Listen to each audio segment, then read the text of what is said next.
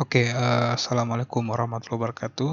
Jumpa lagi dengan saya Walid Umar. Pada video kali ini kita akan membahas terkait Ansible ya. Ansible merupakan sebuah tools atau perangkat lunak yang berbasis open source yang saat ini disupport oleh Red Hat sejak tahun 2015 yang memberikan kita fitur atau kemampuan yang dapat mengontrol dan mengkonfigurasi server dalam jumlah yang banyak ya, atau dalam hal ini kita membahas terkait network automation ya. Jadi kita bisa melakukan otomatisasi proses konfigurasi ya dan proses instalasi sebuah aplikasi pada sebuah server menggunakan teknologi Ansible ya. Ansible juga banyak digunakan untuk melakukan deploy sebuah service pada banyak perangkat ya.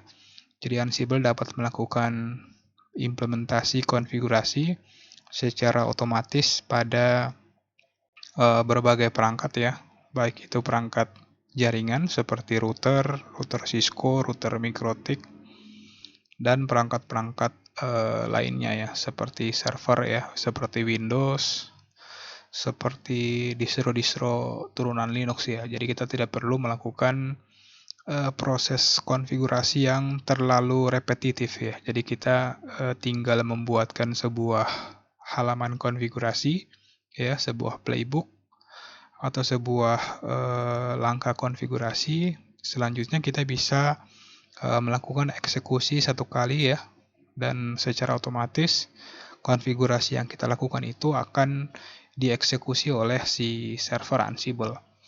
Hal ini juga dapat mengurangi potensi human error atau kesalahan manusia dalam melakukan proses konfigurasi, sekaligus memungkinkan kita untuk melakukan scaling dengan cepat untuk menangani permintaan dan mengotomatiskan penerapan aplikasi atau layanan pada server.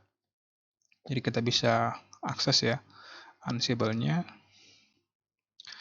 Jadi pada video kali ini kita akan fokus melakukan instalasi ya, dasar dari Ansible, di mana kita akan kita bisa membaca ya panduan Ansible melalui documentation-nya, bagaimana cara untuk melakukan instalasi ya, ada apa itu control node, apa itu bagaimana melakukan manajemen host dan lain sebagainya menggunakan manual ini. Jadi kita akan membuat sebuah video panduan yang dapat membantu teman-teman untuk memahami bagaimana cara kerja dari Ansible ya. Ini adalah panduan instalasi pada Debian ya. Kita bisa cek dukungan dari Debian ya. Jadi Ansible itu didukung di Debian dan sudah bisa kita install secara langsung melalui server repository ya. Jadi di sini kita sudah punya server Debian ya, Debian 11 Bullseye dan menggunakan kernel 5.10. Nah, jadi kita bisa cek ya apakah Ansible-nya sudah tersedia. Oke, apt chach search Ansible. Oke, kita bisa lihat di sini configuration management and deployment text execution system sudah tersedia. Kita bisa juga cek apt info Ansible. Oke, kita bisa lihat di sini versi Ansible-nya dan dependensinya itu ada Python 3 ya. Jadi ada Python 3 Jinja dan paket-paket Python lainnya ya. Jadi Ansible ini dibangun menggunakan bahasa Python yang dapat membantu kita untuk melakukan otomatisasi konfigurasi ya. Tentunya di video sebelumnya saya sudah pernah membahas terkait network automation menggunakan NetMiko dan Paramiko ya, menggunakan GNS3. Jadi kita akan langsung saja di sini akan menjelaskan atau memandu teman-teman bagaimana cara untuk melakukan instalasi Ansible ya pada sistem Debian. Oke. Ada 32 mega ya paket yang akan diinstal. Kita lakukan saja proses instalasinya. Kita tunggu hingga proses instalasinya selesai. Oke.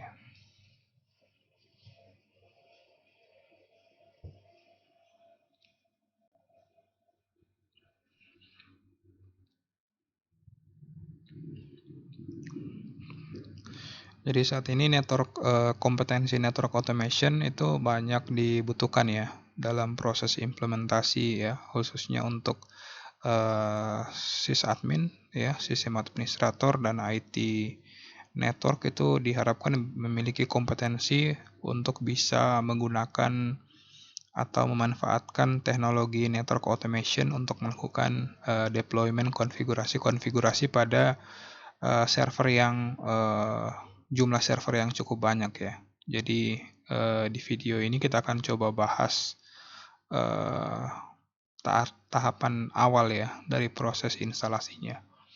Ini Ansible-nya sudah selesai kita install ya. Kita bisa cek Ansible dan ini kita sudah bisa gunakan parameter-parameternya ya.